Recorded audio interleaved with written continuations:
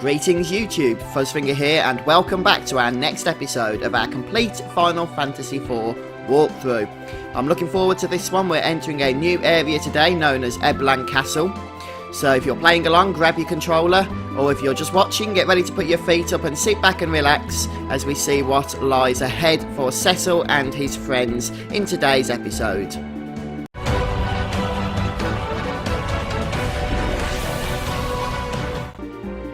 So we did move to this area in the previous episode, and I did tell you might want to just go ahead and explore the map as well, as I've done, and you can see where we're located here in the most southwest island of the map, of the world map, and everywhere's nicely explored now that we've used our airship to do so, which will help navigating as we go through the rest of the game just that little bit easier. Hopefully you've set your party up as I've instructed you to do.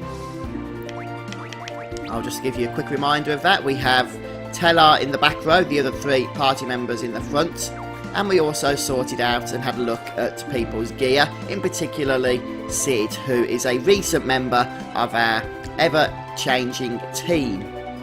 So we're going to head through the front door here and into Elban Castle. So this place can be a little bit complex, especially as we try and make our way around all the different areas that it has to offer. So we're just going to begin by heading north. As you can see, it's just the standard map layout, so we know what we're doing here. We've been to previous castles.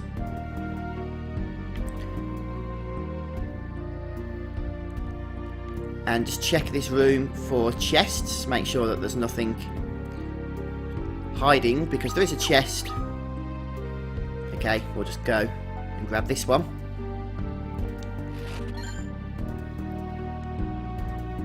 So that'll give us a high potion.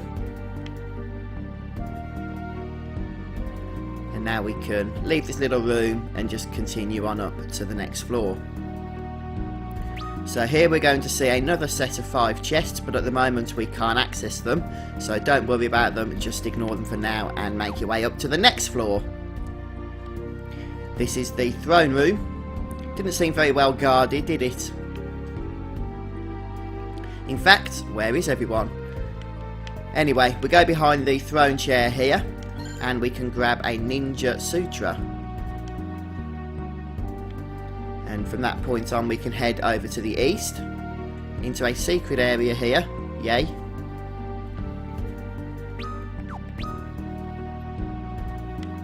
And this will take us to 3 chests that we saw earlier, so we'll go ahead and grab those.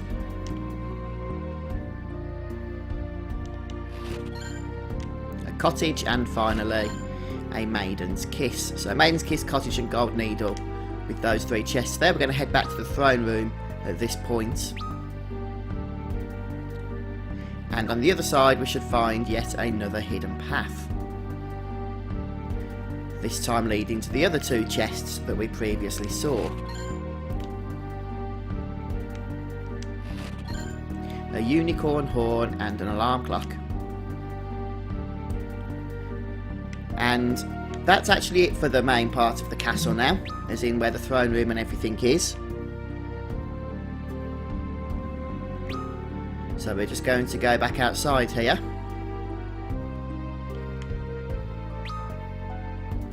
All the way back the way we came.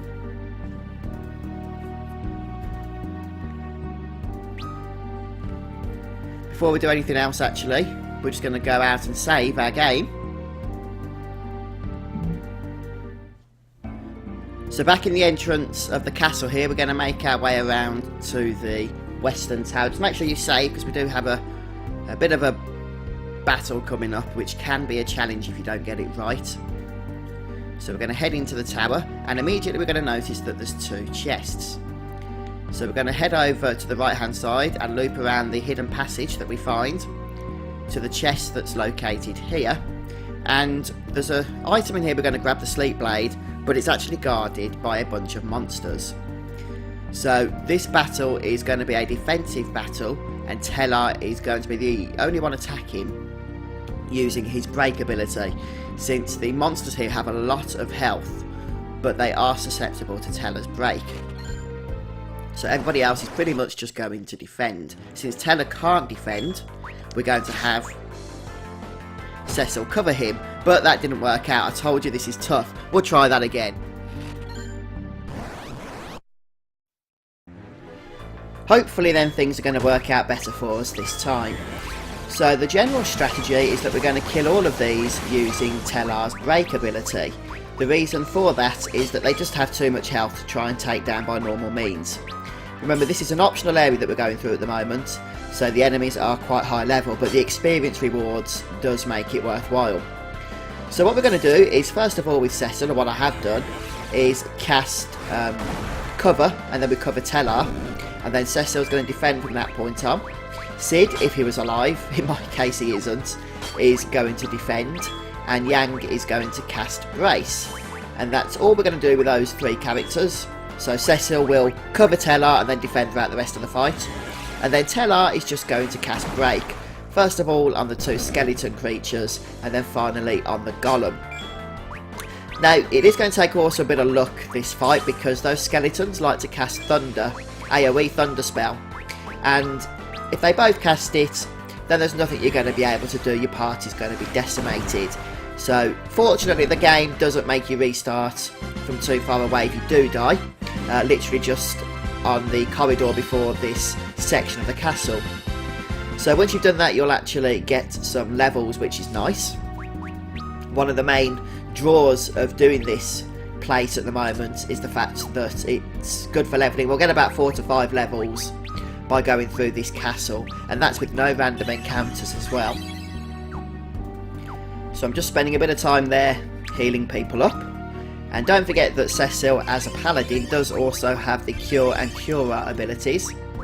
So you can save some potions. Let's just do a target all and get all that sorted so that your party's up to good health again.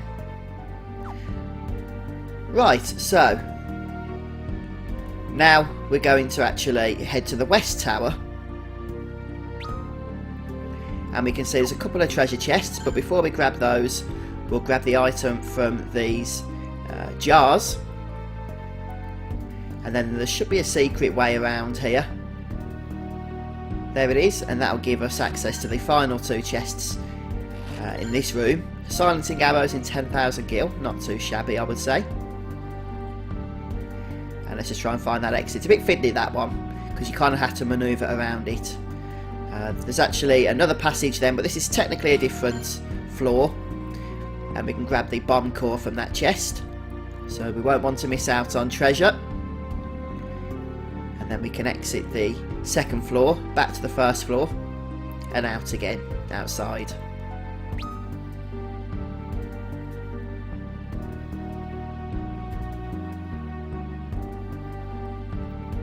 So now we're going to head back out.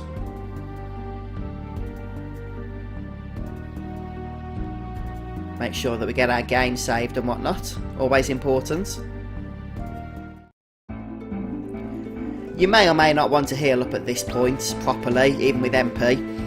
You can either use a tent or head back to Baron. You can go to Cecil's bedchamber if you want to stay for free.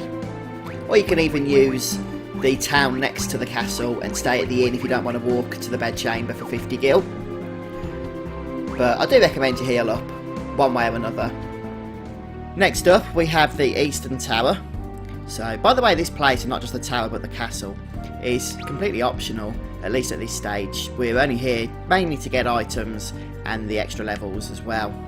So, if you are struggling with some of the battles and that, you don't have to do this place, but I do recommend it. It does help out with some of the challenges ahead that are not optional because of those extra levels and what have you.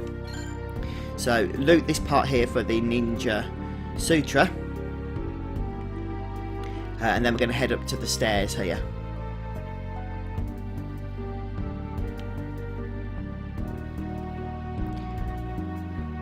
In fact, I believe there's a secret passage somewhere. Maybe just below the stairs. Oh, there it is. It's on this side. I was checking the wrong side. Anyway, grab this chest here. That'll give us a curl whisker. And now we can go up those stairs proper. So you can see there's a switch here, but again I recommend going out to save your game, because there's some tough challenge that lies ahead once we do go ahead and click that switch. So I'm going to backtrack all the way back and again save. I was jumping ahead a bit myself, to be honest. There's a few other bits we can get before we actually need to be ready for the secret battle that's about to pounce on us. So first of all, we'll head back to where we were and flick this switch, and that opens up the door here on this side, and we can grab a bunch of potions, including a high potion, and then an emergency exit and another high potion. As a matter of fact, on from this chest, I'll just check there's nothing from here. There's a Hermes sandal, so we'll make sure that we pick that up. And then from those two chests, there's actually a secret path, I believe. Just check where that is. There it is. And this is the one that's going to lead us to the fight. So make sure if you want to save up, you do so, and then access this chest.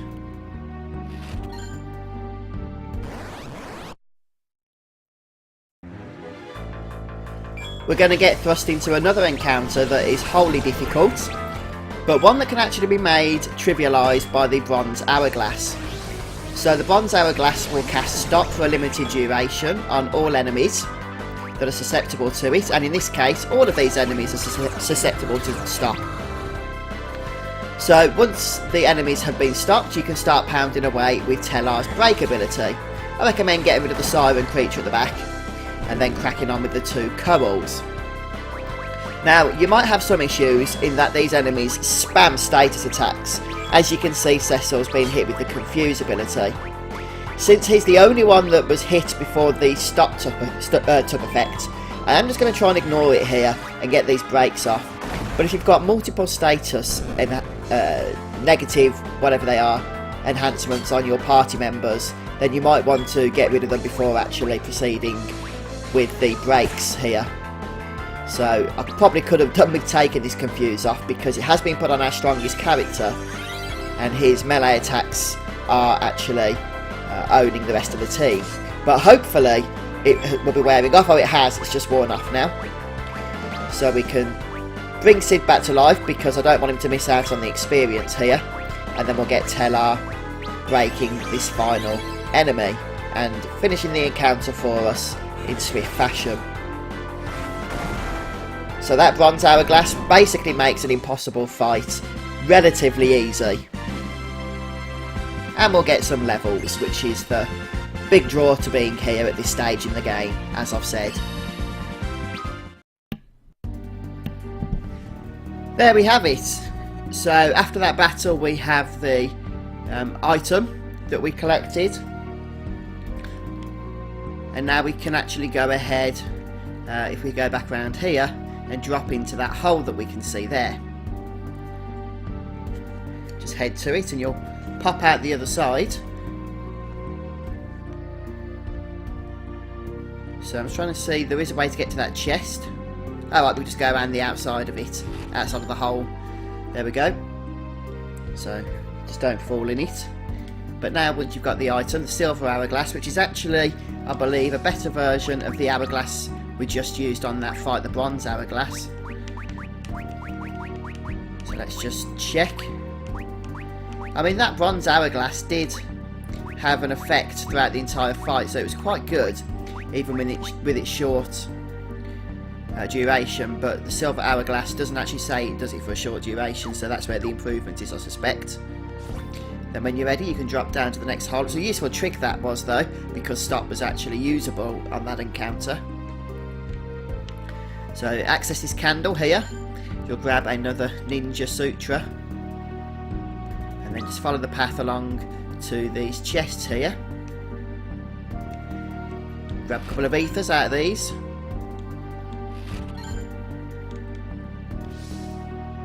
Okay, and we do actually have another fight about to rear its ugly head. So it's a good idea just to give Tellar some of his MP back here. And then we can use Cecil to cure everyone up. Let's do that again. And one more for luck, shall we say.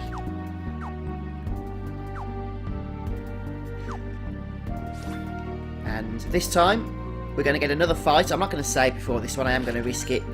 These guys do hurt, but they only really use physical attacks. So what I recommend is that you cover, Teller with Cecil, have everyone defend, and then as always, we're going to use break one at a time on these fellas.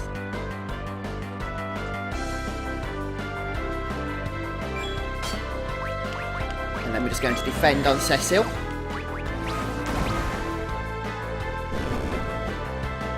So you should get these first time really. You will of course take some damage which you need to be cautious of.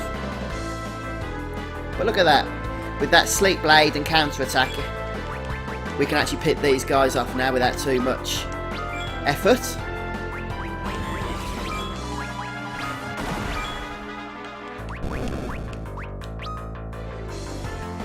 And then just the last one here.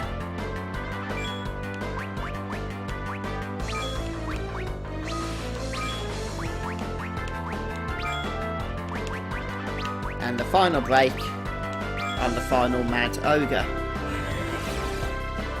The good news is you should get some decent experience for killing these three as well, so it's not just about the items that we're looting out of the chests.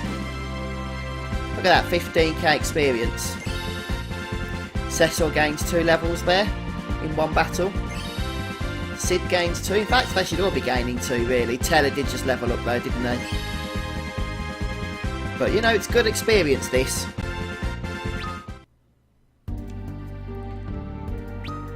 And if we head to the stairs over on this side, it's kind of like a dungeon, this castle, isn't it? Even though it's not really a dungeon, there's no random encounters.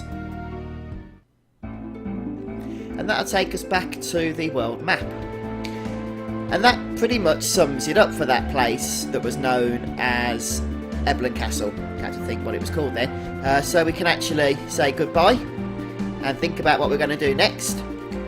But the first thing I'm going to do is head over back to Baron and rest up for free in Cecil's bed. You can also go to an inn if you prefer to do so, but why do that when you have to pay? You don't have to pay to sleep in Cecil's bedchamber. Okay, so my party's all rested up. It is quite a walk to Cecil's chamber. Remember, it's in the northwestern tower once you actually enter the castle itself.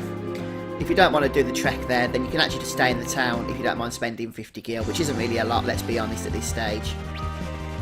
Right, so let's head to our next destination. We're going to head to the part of the continent up on the western side here that doesn't look like it's got anything in terms of towns on the map. But don't be deceived, because somewhere around here we'll see that it has. There we go, a town and another castle. So we're going to land in between them, and we're going to be heading first of all into the castle. But I think we'll save that for next time now. Finish things off here for today. So I hope you guys have enjoyed this. If you have, don't forget just hit that like button. Let me know in the comment section as well. And come back soon as we continue on with Final Fantasy IV. Cheers guys, bye for now.